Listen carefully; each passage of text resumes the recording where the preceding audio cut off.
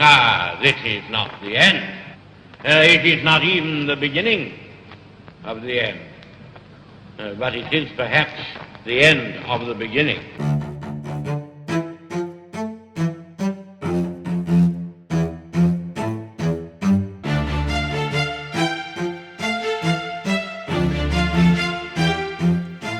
Hello, welcome to the International Churchill Society's relaunch of our podcast. Today, we're fortunate to have a historian, podcaster, best-selling author, someone who has ways of making you talk World War II, James Holland. He'll be joined by ICS Executive Director Adam Howard for a conversation and questions. Please enjoy, like, subscribe, and share the podcast. Check us out at winstonchurchill.org. So good afternoon, everyone. We wanted to make this first episode a little special, not just having a live audience in this case, but because we have a truly exceptional guest joining us. It's an absolute pleasure to welcome James Holland. As Angela mentioned, he's a best-selling author. He's a historian. He's a co-host, along with his fellow co-host Al Murray, of the very popular podcast, We Have Ways of Making You Talk. James also co-founded the Chalk Valley History Festival and We Have Ways Fest, both held annually in the UK. And he may just be the staunchest defender of the Sherman tank you're ever going to meet. I invite you to go on his channel and watch what he has to say about the Sherman tank, which when I was younger used to be something that I always felt was unfairly critiqued. But thankfully, James has corrected that story. Now, he's recently published his 41st book, right here, Victory 45, The End of the War in 8 Surrenders. And he co-authored it with his co-host on this podcast, Al Murray. I believe their first collaboration in print.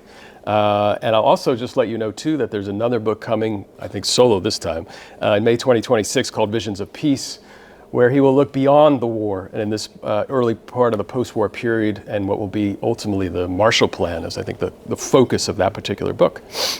Now, his body of work spans both history and historical fiction, and he brings to life some of the most vivid and human stories of the Second World War. That sense he brings in his writing, and I think also his podcast, that humanity and the accessibility to understanding the war is exactly what we're aiming for at the International Churchill Society. Make history come alive, and especially, and by the way, we're here at George Washington University in the National Churchill Leadership Center, which is the physical home for the International Churchill Society, and it's so important to us that we be in a position to bring those stories and that history to life for a younger generation who unfortunately may see this otherwise as ancient history. Now, James' works also speak to something that's central to our mission here at the International Churchill Society, and that's leadership. Not just tactical leadership on the battlefield, but strategic vision, logistics, moral courage, qualities that make leadership timeless and something that I think is quite tangible for a new generation. That's what we want to highlight here at the International Church Society, and we're going to do it, in our case, through Churchill as a key example of how we can still guide leaders today through that model. So that's where I'll take the conversation this afternoon. My questions will really be built around that. But after about 45 minutes, we're going to open it up. Angela has a microphone. We'll be able to pass the mic and also open up for questions you may have for James Holland. Now, I want to start with a big picture question that I've always been fascinated by since I was a graduate student in the 20th century. And it's something that when you read James Holland's books, when you listen to his podcasts, he's talked very passionately about from different aspects, and it's the issue of what I call the leadership versus structure debate, or the great leader versus the materialist. The idea that we have, on one hand, these great leaders, charismatic, seemingly the key reason why events go the way they do in war or in history in general, and then those who argue ultimately it's about the big picture of logistics, in the case of war, how one understands the big picture of transportation, technology. How are you going to make the bureaucracy work effectively? And so what I really want to do is open up here and ask James, in this case, where do you come down on this? Because most people will look at World War II and they think of, in our case, we focus on Winston Churchill, but it could be Franklin Roosevelt as well. What happens if Franklin Roosevelt loses the 1940 election to Wendell Willkie, who, by the way, is no slouch? I'm not talking about somebody taking over for Winston Churchill or Franklin Roosevelt, who is just somebody's incompetent. I mean, Wendell Willkie was somebody who was a businessman. He was someone who was known as a very good speaker. What if he wins? Or what if someone else comes along and replaces Winston Churchill, or if he had fatally suffered the heart attack at the White House in the early years of the war, someone else takes over. Does it matter? Well, first of all, thank you very much for the incredibly flattering intro. I'm blushing, really. Okay, let me give you the example of FDR, Franklin Roosevelt, president who wins his historic and unprecedented third term in November 1940. A month later, in December and into the beginning of January 1940-41, Roosevelt makes three really, really important speeches stroke statements. The first one is a press conference.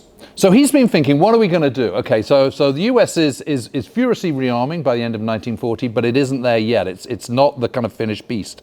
And in actual fact, if you go back to June 1940, which is really the strategic earthquake in terms of World War II, because that's when France, against all the odds, bows out of the war and suddenly Nazi Germany is dominating Europe. That's the kind of, no one really expected that to happen in quite the way that it did, the kind of dramatic way it did. So from Roosevelt's point of view, Roosevelt's been kind of fearing the threat of the westward spread of Nazism and autocracy and repression, since the kind of mid-1930s, certainly.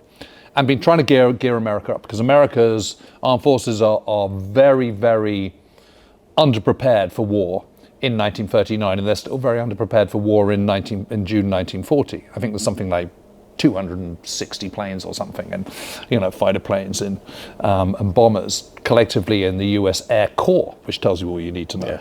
Yeah. And so he's trying to, he's got this difficult kind of ridge line to walk, which is how far do you kind of push it that the way to keep America out of the war is to rearm and sell it and get rich and kind of end the depression forever by making money, by paying other young men in other countries to do the hard yards for us, whilst at the same time, originally coming in on a very, very isolationist ticket. How do you kind of marry that? How do you walk that line? It's a really, really difficult line to go down. As it happens, Wendell Willkie is also saying, I'm with Roosevelt on this to a certain extent. But the problem is that Britain's running out of cash. So once it's fine while it's paying America, but then what happens? So he's been thinking for a while, and after the election, he goes on a little cruise, and he gets this letter from Churchill at the beginning of December 1940, where Churchill's going, I want to spell this out. We are about to go broke. We're running out of cash. We've exhausted all our credit around the world. We've exhausted our cash reserves. The time is going to come where we cannot afford to pay you. But I'm assuming that you, Mr. President, are not going to allow us to be defeated for want of a few tanks, a few planes, or whatever. And Roosevelt is absolutely of the same mind. He thinks clearly that's crazy. But how do you persuade Congress to sign up to this when they've been very isolationist in the 1930s and still not convinced by this whole kind of change of tack? And how do you persuade the population? But what he knows is once he's got the population, Congress is a shoo-in. So what he does, and this is his genius, is the fireside chat and this folksy kind of putting it in a term that every American can understand. So in the middle of December, I think it's like the 16th or 13th or something like that, it doesn't really matter what date it is, middle of December, he does this press conference. And he says, well, I've been thinking about kind of what we're going to do about this. And, just say my neighbor's house is on fire and I've got a hose pipe. Obviously, I'm going to lend it to my neighbor. And, at the end of it, either it's going to be burnt and no use, in which case we can sort out a repayment at some point, or it's not and he can just hand it back to me. That's the kind of thing I'm thinking for kind of, we should do for our allies. And everyone sort of goes, yeah, that makes sense. And it's kind of broadcast to millions and everyone hears it. And then the end of December, very end of December, post-Christmas, Congress still is out of session. It's the Christmas holidays. Everyone's full of kind of Christmas cheer and all the rest of it. He then does this second speech where he starts to sort of crank it up a bit more. And then he does his State of the Nation address on, I think it's the 6th of January, 1941, where he introduces the notion of the four freedoms. So what he's saying is, not only do we need to kind of rearm and be generous to our allies and our friends who are going to do the hard yards for us, we also need to think bigger than that. We need to think of a future world beyond the war where We Americans, whether we like it or not, we have become a global power. We are the wealthiest nation in the world, even after the Depression, and we have a global responsibility. And that global responsibility means creating a vision for that post-World War peace. And that is something that you can get behind and you can coalesce behind when you're gearing up towards war. And that, of course, is the full freedom speech. Freedom of want, freedom of fear, freedom to pursue whatever religion you want, and of course freedom of speech as well. And when you read those words collectively, those three speeches, press conferences, public addresses, whatever you want to call them, and you put them together, honestly, it makes the hairs on the back of your neck stand up, because this is the master of his art. So what he's done is he's paved the way for what will become Lend-Lease into public chats. This Christmas holidays, comes back, State of the Nation one, bam, rams it home. And of course it gets through Congress. Brilliant. It's genius. And could Wendell Willkie have done that? I don't think so. All right, we have our answer.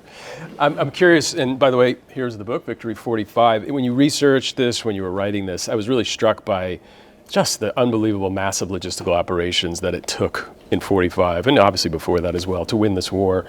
What would you, if you had to pinpoint leadership principles in this case for the Allies, when it comes to not just the material logistics that they have to deal with, multiple theaters of the war, but also the cultural differences, the languages and the traditions that make it that much harder to deal with? Is there anything you can pinpoint where you'd say these are the key elements that their leadership brought that allowed them to be successful this way? Yeah, I think it is really, really astonishing. And I think what you get from both Churchill and from Roosevelt at this time is a kind of a very astute geopolitical understanding. I think if you look at Hitler, or you look at Mussolini, for example, or even if you look at Tojo over in Japan, for example, they do not share that geopolitical understanding. They, the bad guys, so to speak, I think they're guilty of looking at the world and the situation in which they find themselves through the prism of their own experiences and their own national requirements, albeit warped national requirements. And, so Hitler, for example, is a continentalist, he's a landlubber, he doesn't really understand naval warfare, he doesn't really get it. When the British Expeditionary Force is forced to retreat from Dunkirk, of course Britain's going to retreat because its army's been defeated, and the army is the most important thing. Well, it isn't. The most important thing for Britain is the senior service, which is the Royal Navy. It's the Navy, and naval power. Hitler doesn't understand that. Mussolini doesn't understand that, how he gets himself into a war that he's very unlikely to win, because he doesn't have the industrial power base and the resources and the access to the world's oceans that the bigger powers do have. And ditto Tojo, he's turned this into this kind of ultra-nationalistic cult where they just can't see the wood for the trees anymore. So they're making really, really bad decisions. I think the great advantage for the Allies is you have Churchill and Roosevelt who see the bigger picture. They see how their nations sit in the world, and they can look at things through the prism of their enemies and potential enemies. And I think one of the things that you see about the Second World War and the Grand Alliance, particularly of Britain and America, as well as those Dominion nations as well, like Canada. Let's not forget the huge contribution that Canadians make, for example, or indeed the New Zealanders, or the South Africans, or the Australians, etc., etc. But it is basically, you're really talking about Britain and America here. They do have these cultural differences, and they have different systems of democracy. They have all sorts of, and they have different overall aims. Britain is still an imperial power. America is, but has already signaled that it's going to end that. There's already been agreed, for example, that the Philippines are going to be handed over to become an independent republic. So they do have differences, but they recognize the requirement in a war of the intensity of World War II that you need to sing from a single hymn sheet, and that you need to be united in the pursuit of a common goal. And that is defeat of Nazi Germany and the Axis powers, and of course in Imperial Japan as well. And so there is a single-mindedness which is absolutely pressed upon the very highest echelons of the war leaderships of those respective countries. That comes down from the top, of course. comes from Roosevelt, it comes from Churchill, but it also comes from the chiefs of staff. And I think, both Britain and America are blessed with really talented people. Admiral King might be a sort of cussed, difficult man, but Marshall is just the perfect person in the right place at the right time. Admiral Leahy, when he comes back from Vichy, France, becomes Roosevelt's military advisor. Again, a very sagacious, geopolitically wise and astute man who's there kind of steering the ship. And around the Roosevelt administration, you've also got some seriously talented people, whether it's Harry Hopkins, whether it's, Averell Harriman, to name but two. I mean, so the Allies are very lucky with that. They're also very lucky that Eisenhower turns out to be the brilliant Titanic figure that he becomes. I mean, who would have guessed it? Born into humble origins in Texas, grown up in, Abilene, Kansas. I've been there. It's small town America with a very small S and a very small A, frankly. And yet, when he's made Commander-in-Chief of American forces in the UK in, May or June 1942, and then eventually Supreme Allied Commander in January 1943, and then obviously goes on, he somehow kind of manages to, his learning curve is so steep, he steps up at every single time, and he is absolutely amazing in imposing that spirit of coordination, cooperation, and coalition which you need for a successful coalition. I think one of the great things about the Grand Alliance between Britain and America is they're not formal allies at all. They're coalition partners, and there is a difference. And yet it works. And the apogee of that is unquestionably D-Day in my mind. But it is that singleness of purpose that sees them through. And so what that then means, if you've got that coming right from the very top, all the way down to your chiefs of staff, to your senior commanders in the field, and all the way through, what that means is you can focus your efforts, your material efforts, in the right way. And although there are different structures within the armed forces, there are different weapon systems in the different armed forces, and so on, there are principles which remain the same, whether it's the US Armed Forces or whether it's the British and Commonwealth Armed Forces. And that is the desire to use steel, not flesh, as a principle for your strategy and your operational art. And that is seen all the way through to the end of the war. And that is why the casualties amongst the Allies, the Western Allies, are considerably less than all the other major combatants, despite the enormous contribution they make to the war.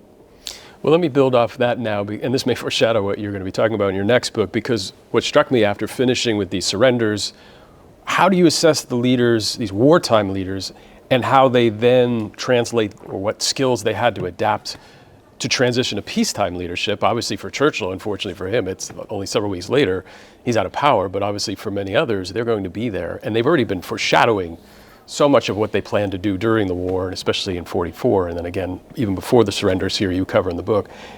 Do you sense, or do you feel that there are just different skills that are needed that obviously Churchill may not have brought to the table to maintain power, but others learned and were able to use successfully in the months and then years right after? Well, I think Churchill would have maintained power if he hadn't been conservative. It's the Conservative Party that the people are voting against. It's not Churchill as leader. But I think, under the nationalist government, which is conservative led, but also includes the three main, the other two main parties in the UK parliamentary system, which is the Liberals and the Labour Party, it has been a coalition for the war, and that coalition has, initiated the Beveridge Report, for example. The Beveridge Report is commissioned in 1942. Sir William Beveridge is an economist. He's a friend of Churchill's, and he is asked to look into kind of what could we do to kind of improve society post-war? How can we make it better? Because don't forget, the pre-war is the 1930s and it's the economic doldrums. Then you've had this terrible war. You're coming back. The country is also broke. But how are you going to make society better? How are you going to avoid the mistakes of 1918 and into the 1920s, the land that was fit for heroes but wasn't really fit for heroes, for people coming back from the trenches of the First World War, etc., etc. So how are you going to make that better? And the Beveridge report comes up with all sorts of suggestions. And again, it's kind of, it's not that far removed from the Four Freedoms. This idea of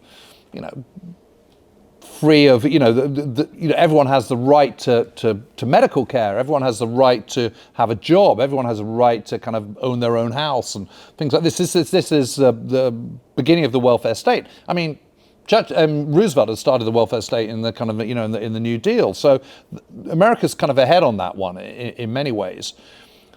But here's a vision, and it's really interesting. The Beveridge report, which is published in, I think it's, if I remember rightly, so January 1943, a copy of the Beveridge report is sent to every single British serviceman and woman, wherever they are. And, you can look at letters of people serving in Burma, for example, or India during the war, and they are discussing this. They're discussing this. And I think it's really important that in this long, drawn-out war, where it's getting ever bloodier and ever more destructive, that there is a vision for what comes after, that it is worth fighting for, that there is a better world emerging out of the tragedy and chaos and mayhem of a global conflict. And America is doing exactly the same thing. And this is absolutely spearheaded by Roosevelt. This is his big thing. He started on this, learning from President Wilson, who talks about, the League of Nations and the rights of every man to, for self-determination and all the rest of it. The problem with Wilson is it's too self-righteous. It's too frankly racist in 1919. He doesn't take people with him. He's too sort of intellectual, too kind of on his own, out on a limb, an outlier with this theory. He doesn't have cross-party people coming with him to Versailles. And, there's a host of mistakes that ensures that when he comes back, it gets to, his plans get defeated and America never joins the League of Nations, even though it's Wilson's idea.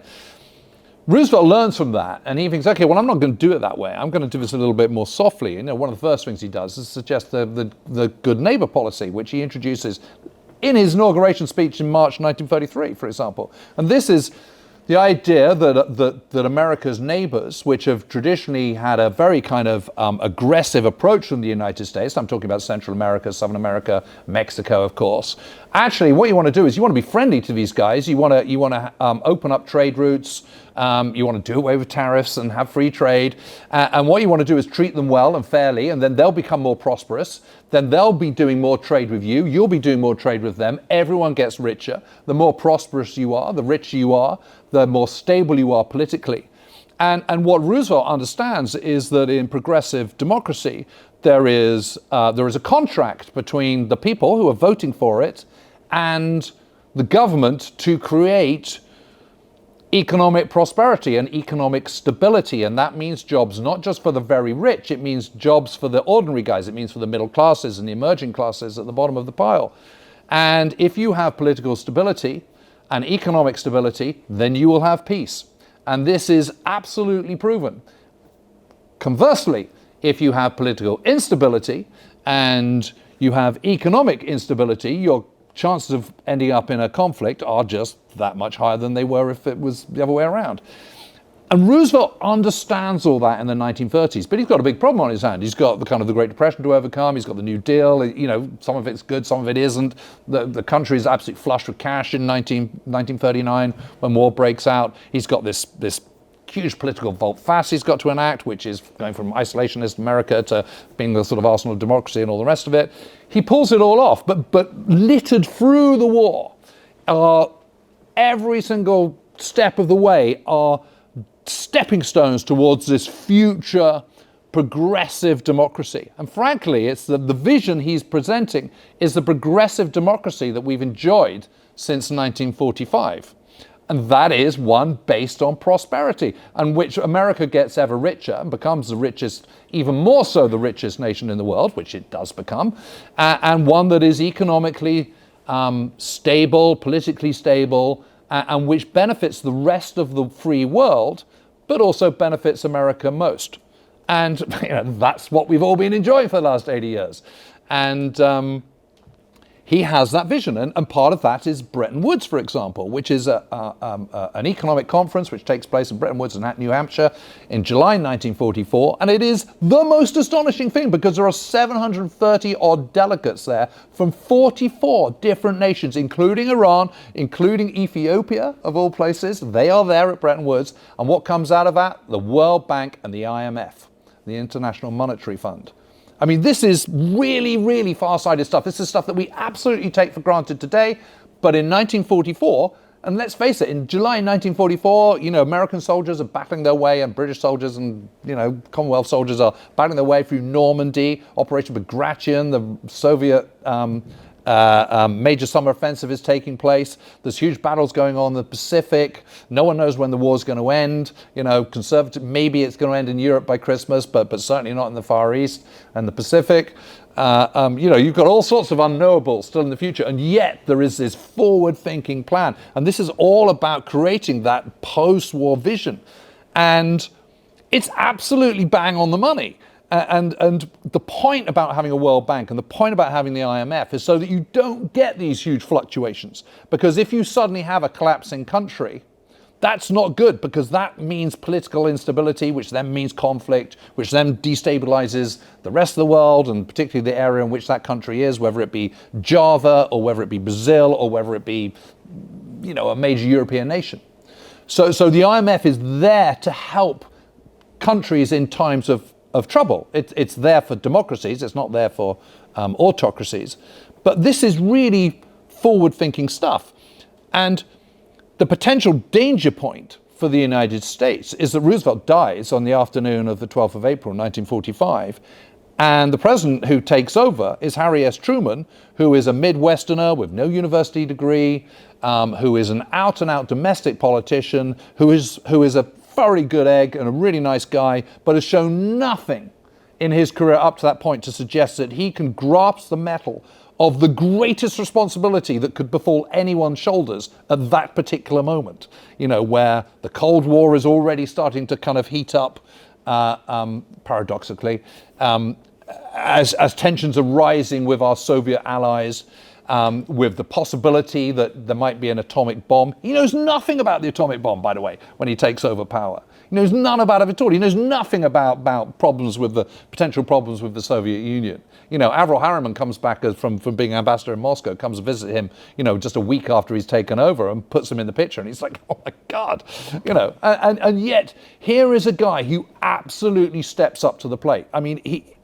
I have my kind of admiration for Truman knows no bounds, because he does what he does in spite of his background.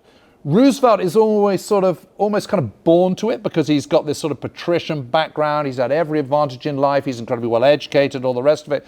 Truman is the little guy who's kind of stepping up, and boy, does he step up. He's so impressive, and particularly in 1945. And again, when actually he loses the midterms in 46, November 46, he gets a shellacking in the midterms in November 1946.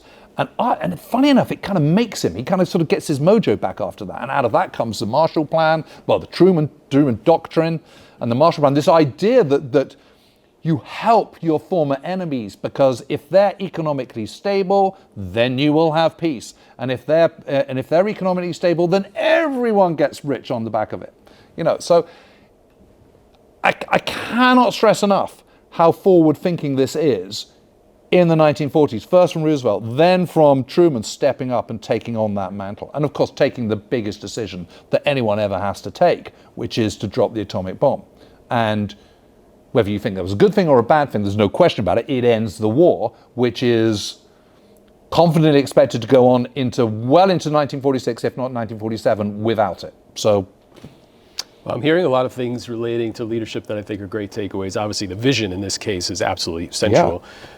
I'm curious, though, based on the work you've done, not just for this book, but your others, when it comes to people like, let's say, an Eisenhower, and he's got competing national interests and egos that he has to deal with. And this could go, by the way, for Robert Oppenheimer in Los Alamos when he's dealing with the scientists. Is there anything you found that you could isolate when it comes to competing or balancing these competing interests and egos that makes it so successful for the Allied coalition, again, whether it's Eisenhower and the Western Front or whether it's Los Alamos for that matter? Yeah, I think it's well, I think kind of Groves is the key person in really keeping the peace in the Manhattan Project rather than Oppenheimer, actually. But with Eisenhower, I think it's just this absolute singleness of purpose and this kind of, we are in this together. You can't have Americophobia, you can't have Anglophobia, you've just got to pull together. And yes, we've got these sort of competing requirements and things are going to rub up against each other. But for the most part, the alliance is a marriage made of heaven, particularly when you compare it to the Axis alliances, which are absolutely not. I mean, the kind of arrogance, disdain, total disregard that Nazi Germany shows for its allies, for example, is so marked compared to how well Britain and America work together. And I think the bottom line is at a higher level, I think the chiefs of staff get on really well. You know, John Dill, who is former chief of the Imperial General Staff in the UK, which is the kind of most senior military figure, then gets made, then goes over to Washington, works very, very closely with Marshall. They're absolute besties and get on incredibly well. So much so that Dill is buried in Arlington, of course. And then Eisenhower imposes this, we cannot have people moaning about the British and the British cannot be moaning about the Americans. He's absolutely strict about this. And of course, what you see is, my own view is that the kind of American Anglophobia and British Americophobia amongst senior commanders has been completely overcooked and completely overstated. And main reason for this is the really popular histories are usually written by journalists or journo historians rather than academic historians. And journalists just love discord. It's kind of in their blood, in their DNA. They can't help themselves.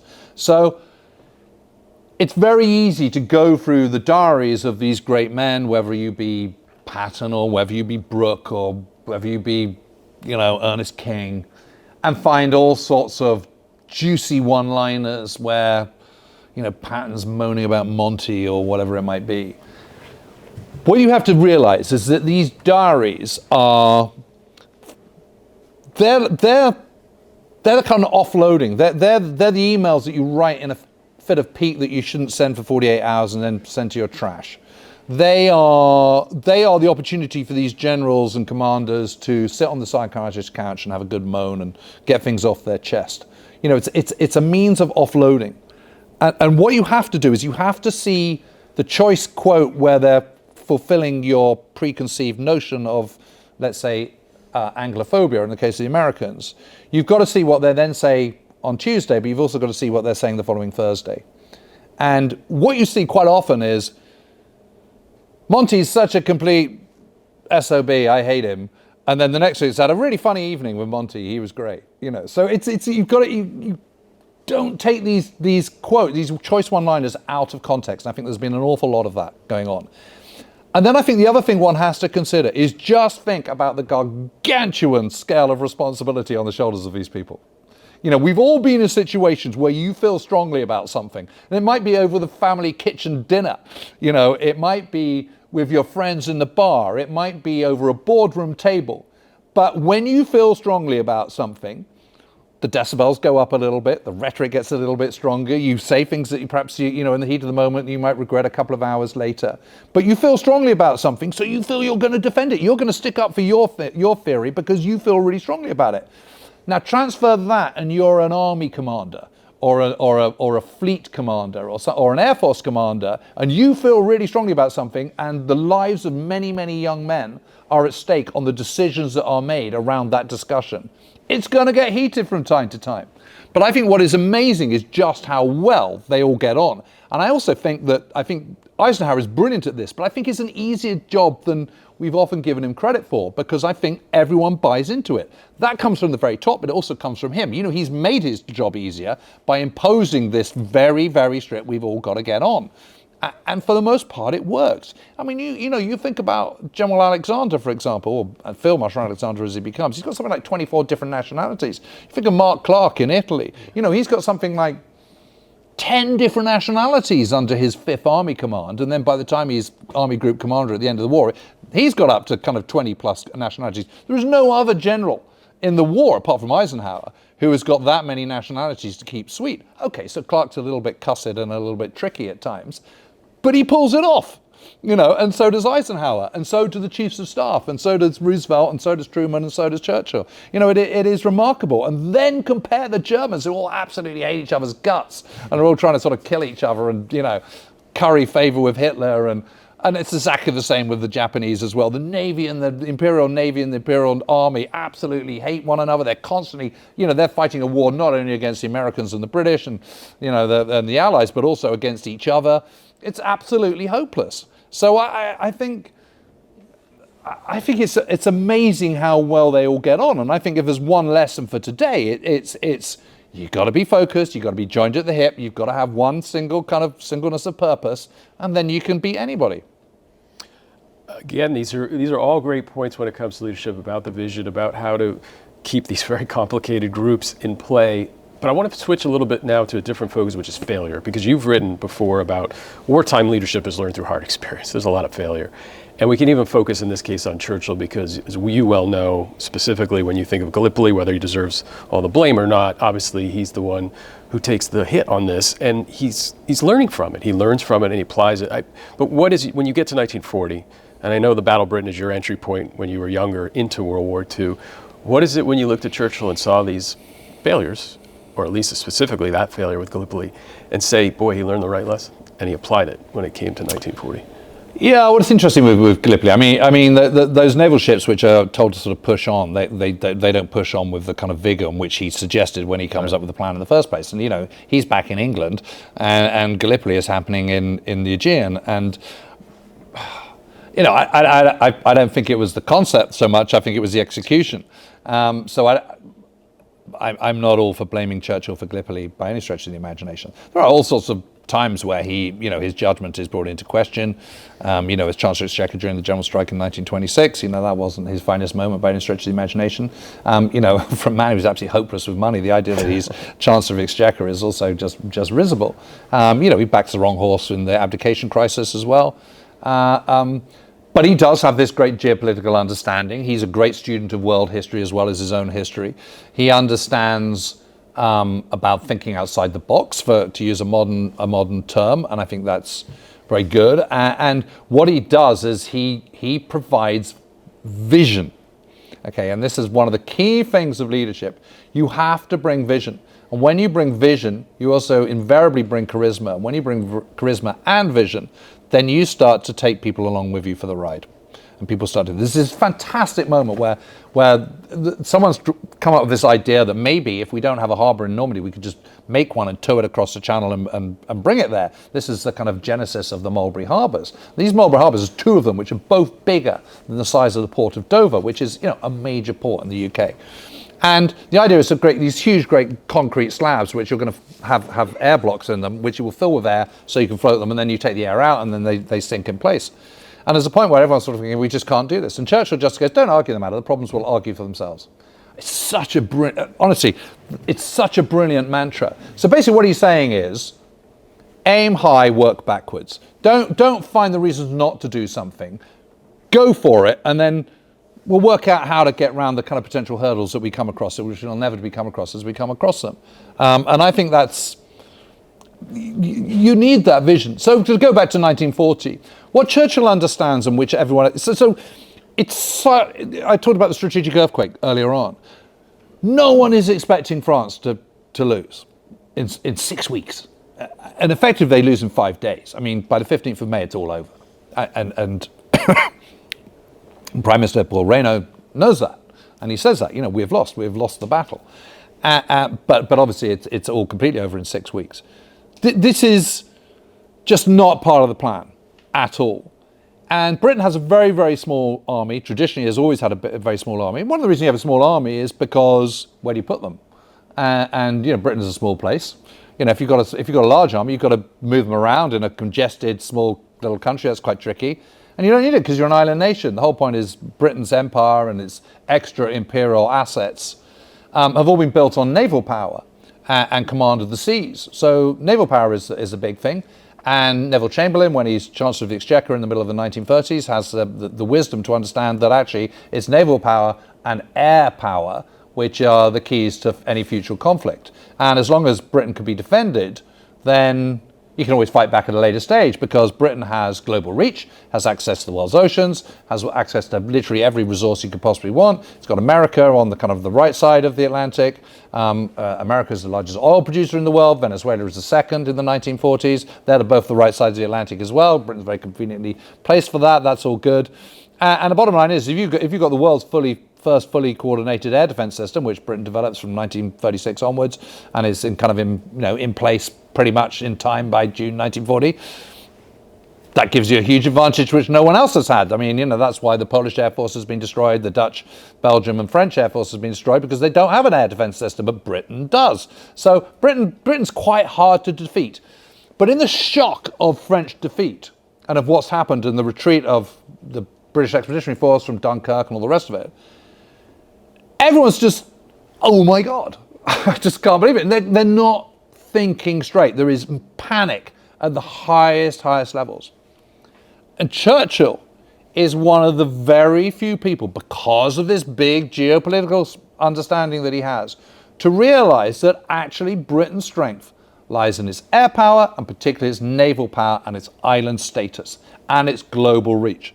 And that, okay, its army's been defeated and that's not good, but there is no reason to think that they should be defeated, because the Luftwaffe is not that big, and we've got our air defense system, and it will be impossible, almost impossible, for the Germans to do a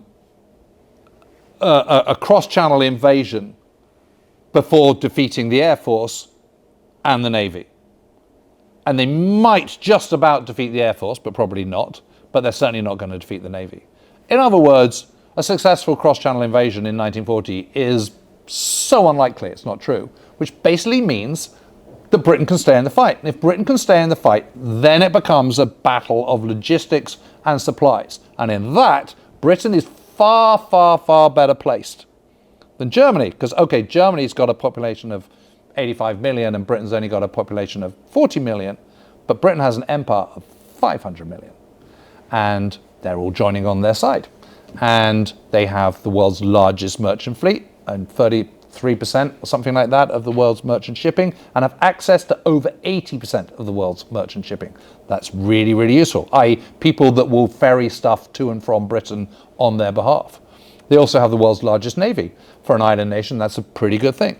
Also, during the 1930s, they've been using their global reach and their empire and all the rest of it to stockpile vast amounts of resources and to buy at guarantee over the price resources on the guarantee that no one else, that these nations will not sell copper, rubber, bauxite, whatever it might be, tungsten, to anybody else. And so that puts them in a very, very good position to fight a long war. And Churchill understands that. And that's when he says his speech, Hitler knows he must beat Britain or surely lose the war. He's absolutely bang on the money.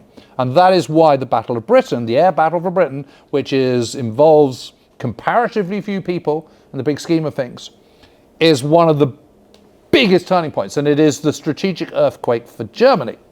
So the strategic earthquake for the Allies and for the West is the fall of France. The strategic earthquake for Germany is the Luftwaffe's defeat in the Battle of Britain, because that means that Hitler then thinks, damn, haven't got rid of Britain, I'm running out of resources, they've been like kids in a sweet shop, the cupboard is bare in most of the occupied territories that they've taken over by the end of 1940, what are they going to do?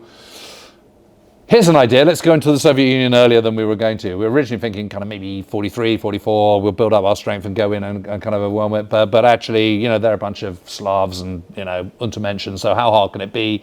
And of course, what they've completely failed to appreciate is the very underdeveloped nature of the Soviet Union is one of the problems, because suddenly they're in a war of logistics. And traditionally, Germany has not been able to win wars when wars become a war of logistics. The First World War, the reason they lose is because they can't afford it. They don't have access to the world's oceans. They don't have enough resources, blah, blah, blah. It's the same problem in the Second World War. And how Prussia and then Germany have always fought wars is by fighting them very, very quickly with overwhelming force and an envelopment, a Kettelschlacht, with a huge Schwerpunkt, a kind of point of impact, and overwhelm your enemy very quickly. And they've been doing this since time immemorial, and that is the plan.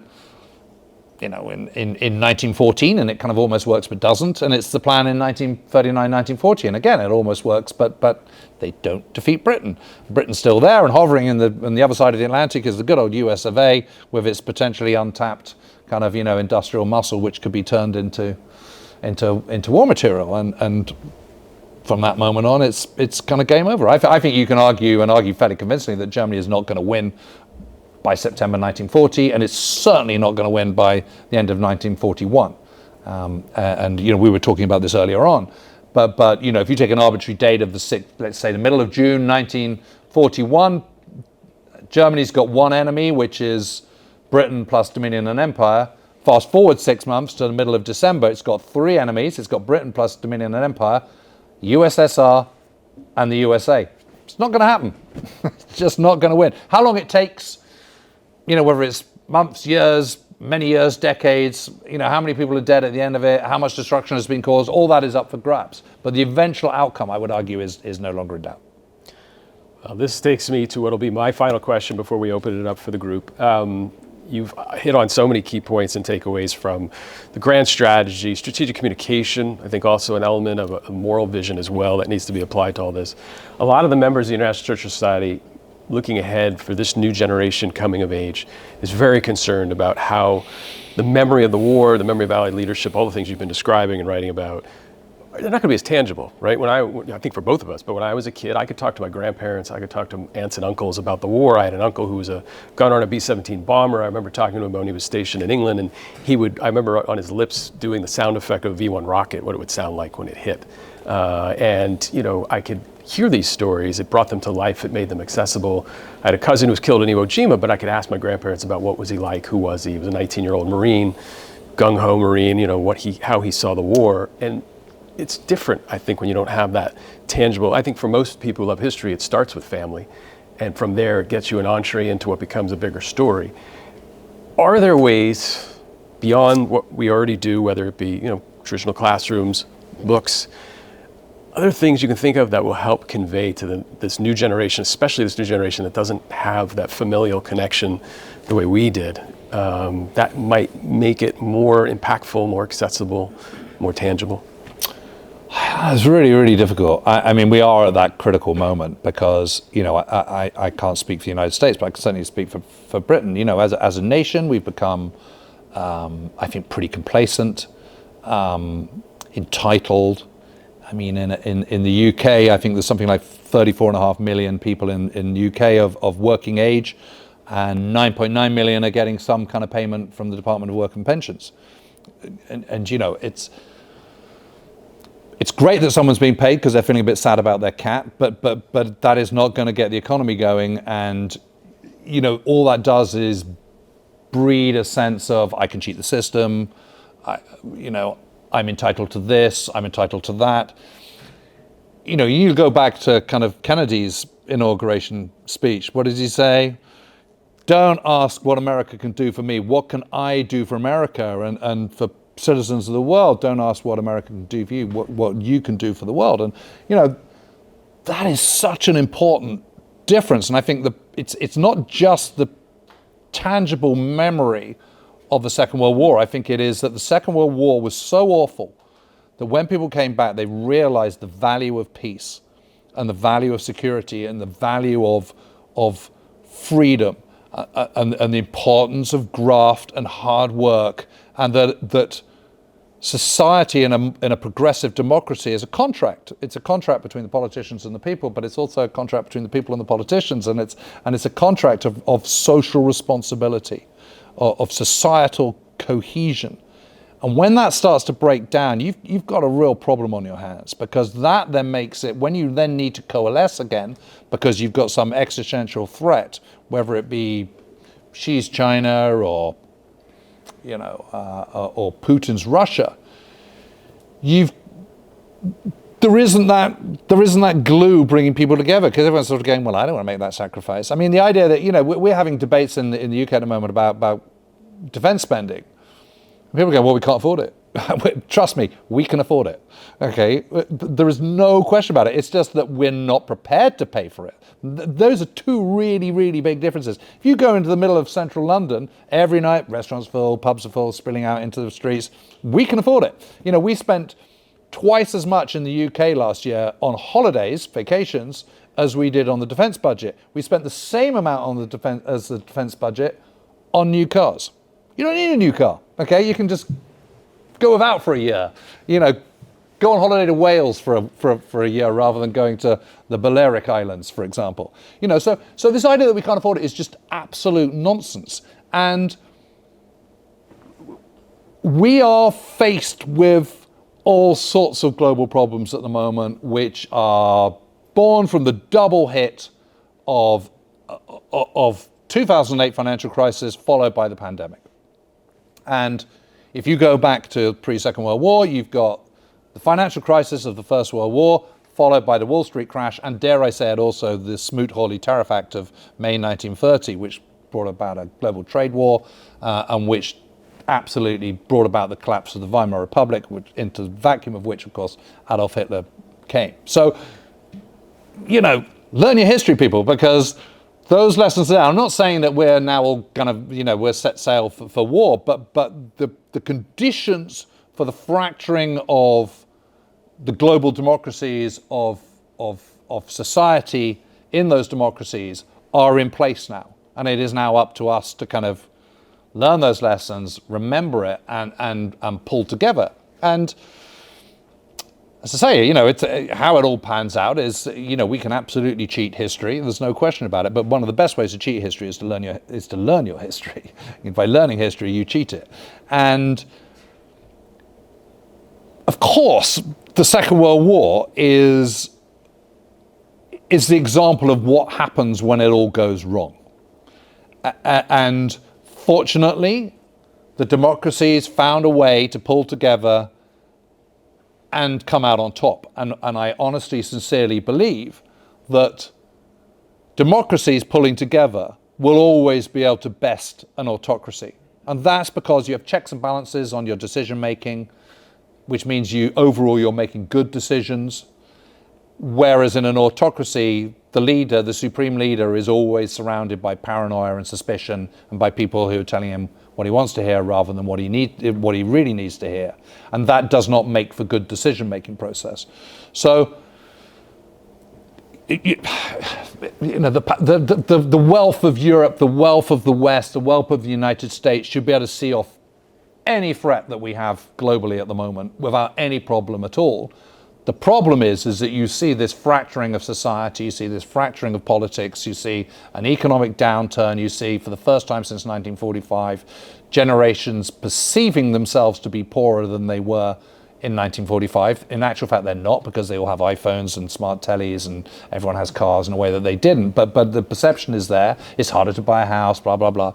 So we've got to watch it. We've got to pull together, and I don't like the way it's going. I don't like this fracturing of society. I don't like this kind of us and them kind of vibe that's going on, which is happening in the UK as much as it's happening over here, by the way, and it's happening in France, of course, and elsewhere in Europe. So it's troubling, but we've got to learn those lessons. I mean, and the World War II is the ultimate lesson you could ever have, the most cataclysmic conflict the world has ever known.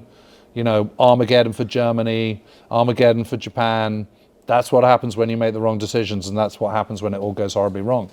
And how the world emerged out of that and became richer and better, for the most part, and certainly in the democratic, progressive West, we've got to hang on to it. Well, I think especially for those of you here who are students, or those of you who are ultimately watching, there's just no way around it. You're going to have to read the books and take the classes because the lessons are there, and there's no magic formula, there's no AI cheat sheet when it comes to this sort of thing. So let me open it up now that I've dominated the agenda, and we will bring the microphone to those who have questions.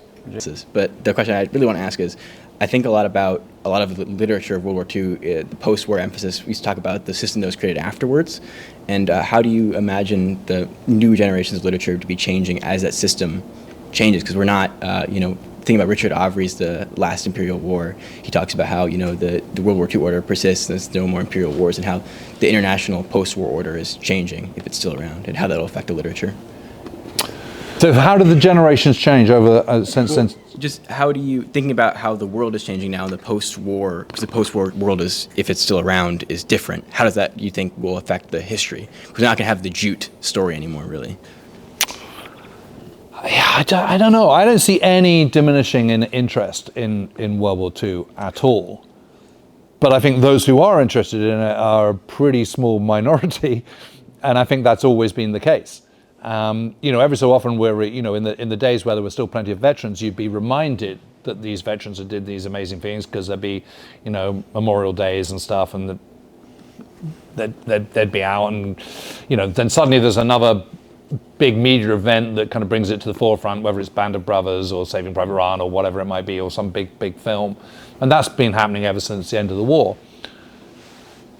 But once they've all gone, and they're, to all intents and purposes, they have gone now, how that's going to change, I'm not sure, but I think it's, I remember kind of 15 years ago thinking, this is it, everyone's kind of losing interest, but they haven't, they are still really interesting. And I think one of the interesting things about doing the podcast, for example, is up until the age of podcasts, if you wanted to learn about World War II, you would watch Saving Private Ryan or Band of Brothers or something, or you'd play, COD or whatever, or you'd watch a documentary, and that, none of these are particularly kind of satisfactory ways of getting into the subject. Or you'd read a popular work on history, but that's a big book, and how many people have got time for that?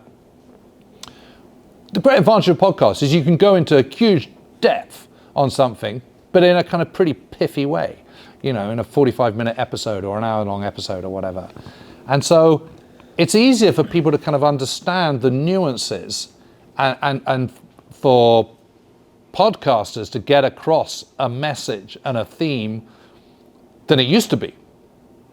And I think perceptions have really, really changed about World War II in the last 5 to 10 years in a way they haven't before. And I think that is through the power of podcasting and through easier access to media and information. When I was first researching in archives, I was annotating everything in a pencil.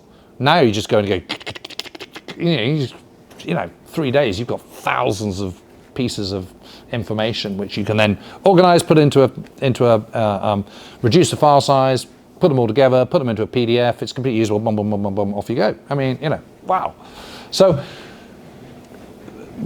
as the veterans disappear, access to the nuance and detail of World War II is actually easier. Also, I'm going to say something here which I think is potentially a little bit controversial, is that sometimes the deference to veterans prevents you from getting close to the truth. Because people go, well, I went, the Sherman tank was absolutely rubbish, and I was in it, it was just it was like a Tommy cooker. And you go, well, actually, it wasn't really. And he goes, well, you can't tell me that. I was there. You weren't. What are you? You weren't even born then. And you sort of go, well, yeah, okay, that's a fair point. So it's very hard to argue against that. But actually, your average Tommy or your average doughboy, they haven't got a clue what's going on. They're like 20 years old, 19 years old. They have no idea about the big picture. They're just this pawn in this huge power play which is going on, like some sort of, Lord of the Rings battle or something from Game of Thrones or something. And they're kind of regurgitated afterwards. And quite often what they're telling you when you interview them is what they've subsequently read in not very satisfactory books. So there's a kind of sort of liberation from the fact that that generation is gone.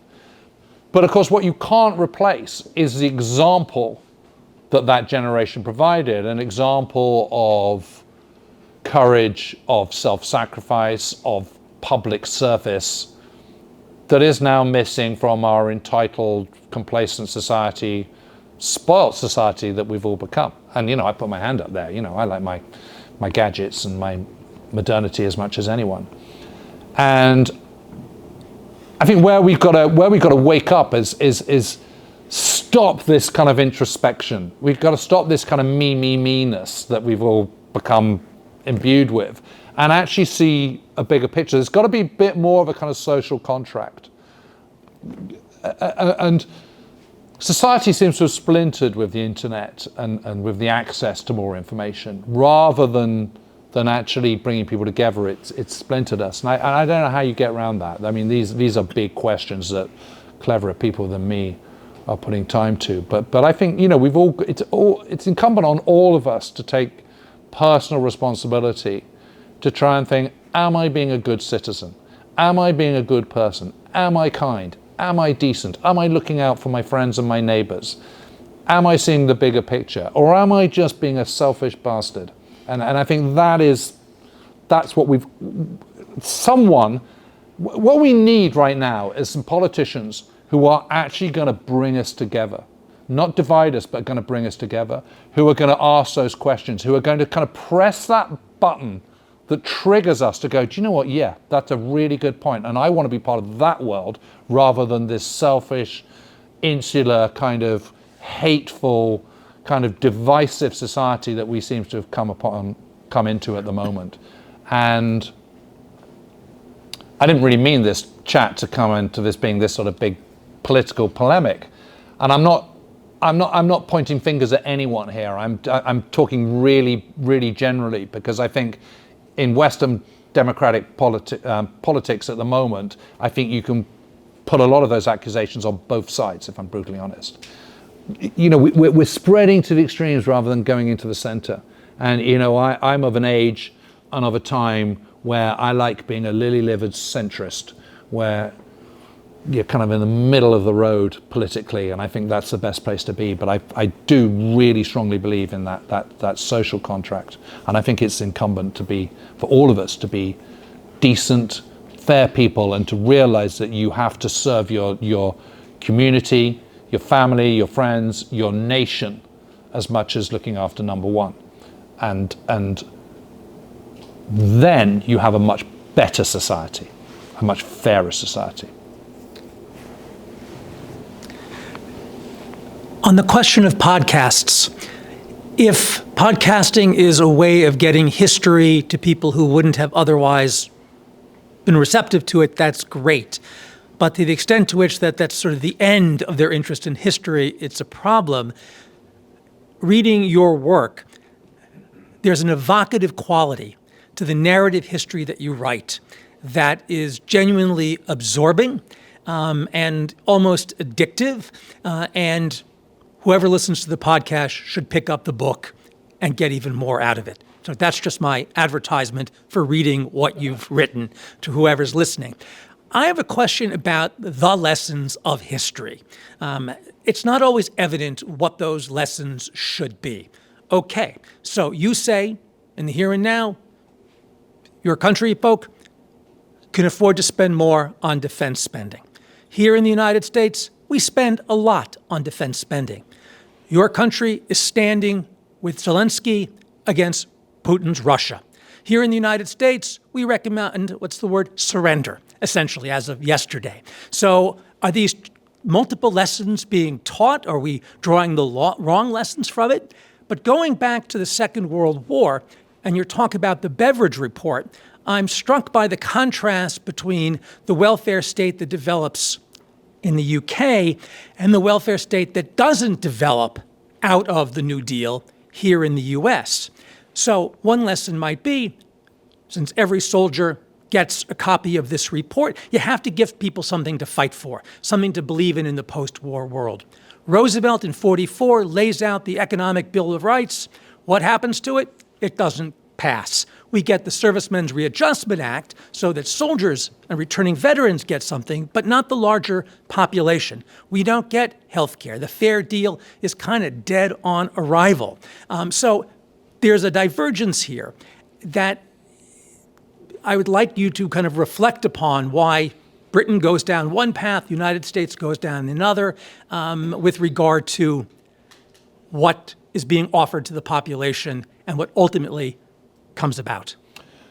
Well, I think with American, I think it was sort of Roosevelt was trying to change this in the 1930s, but I think with America there was always this sort of the central authority holds back. It is up to the individual to kind of plow his own furrow and to work, and so that's where the kind of then the traditional form of attitude to healthcare comes from, I think, which is that it's incumbent on everyone to kind of pay their own way and work hard for it and graft and all the rest of it. That's part of the kind of sort of American pioneering spirit. A whole load of welfare came in the 1930s as part of the New Deal, and it was unprecedented in how much there was federal intervention in people's lives in a way that had never been before. But there's political and cultural differences which are very marked between, say, Britain and the United States. It's a different approach, and Britain, of course, also is suddenly turning inwards because of the shock of the Second World War, the economic downturn that they suffer as a result of that. They're absolutely stony broke at the end of it, and because part of that becoming stony broke is also the end of empire, which has also been signed up to by Churchill in August 1941, of course, at the Atlantic Charter. And, that people know in the late 1930s that the empire is over, it's done. But so there is this, okay, so let's instead of looking globally as we did throughout much of the 19th century, let's start to kind of look inwardly. And what does this inward Britain look like? And it is about, that is where the Beveridge report comes from. And that is where this idea of the welfare state and the National Health Service. And the National Health Service, by the way, the point about the health service was to keep people healthy. It wasn't to keep people in hospital. Unfortunately, now it has become this sort of, because people are living longer, because people are, there are more things wrong with people than was acknowledged in, let's say, the 1940s. More people are dependent on the health service. And, I had the misfortune of taking my elderly mother to hospital. She's about to turn 92. I had to take her to hospital, a few months ago. And, she spent the whole night in a corridor in a chair. And eventually we just said, sod this, let's just take her home. She's going to be better off at home. And she was, frankly. It's in a right old pickle. So again, we kind of slightly lost our way on that, and frankly, the National Health Service does need to go onto a kind of two-tier approach where those who can pay for it a bit, and those who don't. It's always free for those who are in most need, etc. But it just doesn't work at the moment. It doesn't work at all. So that needs reforming, and that is the number one concern of people. If you ask them, what is the biggest concern in the UK at the moment, is the health service. So that trumps for most people defense. The problem is you have this paradoxical situation where America has the strongest military in the world by some margin. America, the United States Air Force still has something like 14,000 aircraft. So if you're looking on the graph, it's kind of like that with kind of China there and then America kind of there. It's so out of all proportion to everybody else. And, thank goodness. But you have whatever hold Putin has over the current president, who knows? But it's definitely something, because otherwise his response to what's going on makes no sense whatsoever. And you have Western Europe saying all the right things. We stand together side by side with our brothers in Ukraine, and absolutely. And actually Europe has been guilty of doing the worst of all, which is promising the Ukrainians lot, but not actually delivering. And there is no excuse for it at all. And if there's one thing where I would completely wholeheartedly agree with Trump, it is about time that Europe stepped up. Now, there were historic reasons why America played the dominant party in NATO. And actually, that was encouraged by President Eisenhower in the 1950s. He wanted it that way. He didn't want Germany to have a large military for very obvious reasons. But those days are gone. We're now 80 years on, and it's time for Europe to step up. And this excuse that we can't afford it, that we're broke, is just not good enough, because we can. It's not about whether we can afford it. It's about whether we want to do it. The problem is we are in democracies, and our people, our populations, are selfish and this goes back to the original point, are complacent and entitled and do not want to pay for it. And no elected politician is going to go through with something that the vast majority of the voting public don't want to do. Now, from a British point of view, Keir Starmer is not going to win the next election.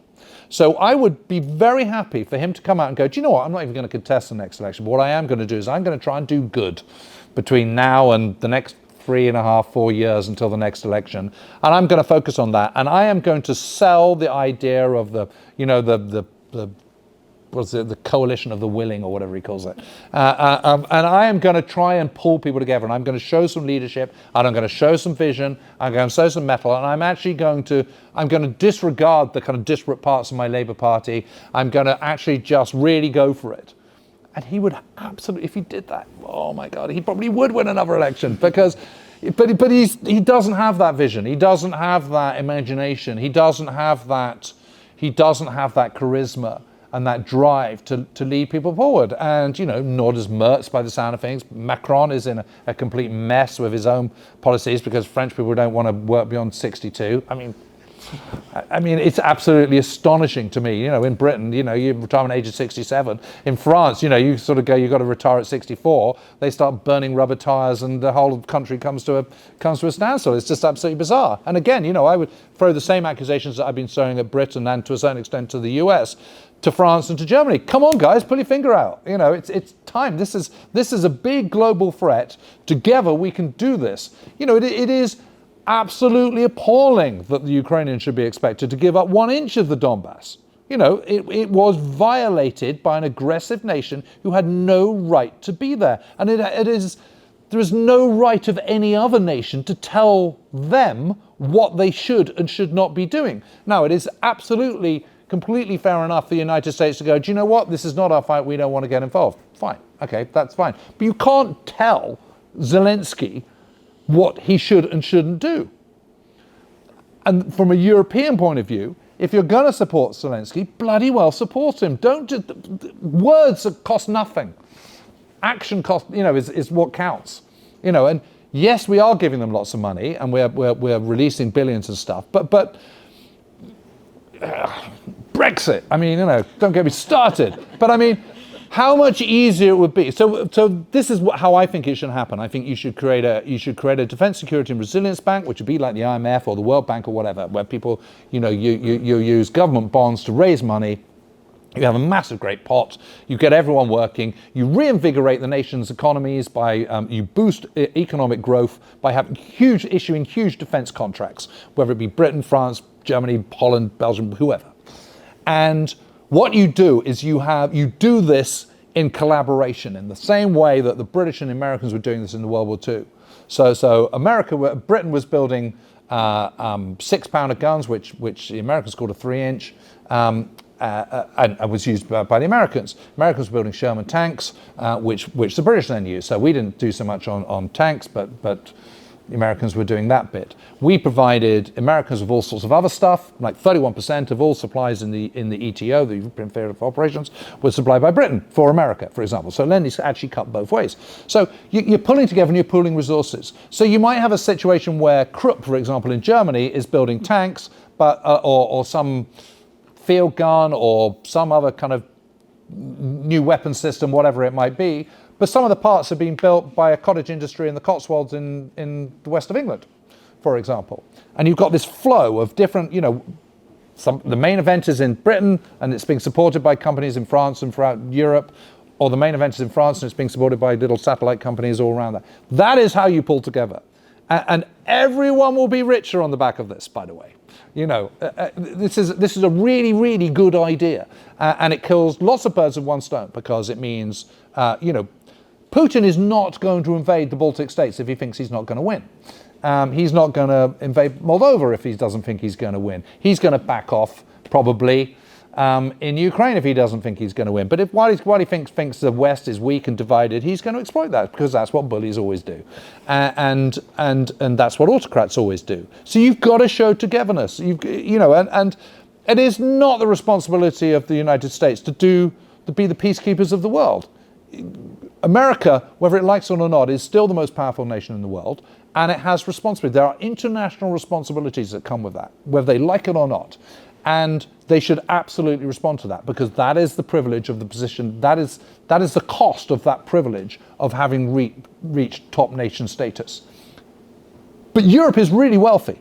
Europe is the third largest economic bloc in the world. It has 780 million people, which is larger than any other bloc apart from kind of China, obviously, but it's obviously larger than the United States, larger than Russia by some margin. It has lots of great minds, it has lots of money, it has lots of brilliant people. Together, it can absolutely kick Putin's backside and kick him into the long grass. But where is the will? Where is the vision? Where is the drive? Where are the Churchillian speeches? Where are the Rooseveltian speeches? Where are, frankly, the Trumanesque speeches? Completely absent. And that's the problem at the moment. It needs someone to step up and actually show a bit of vision and take people with them.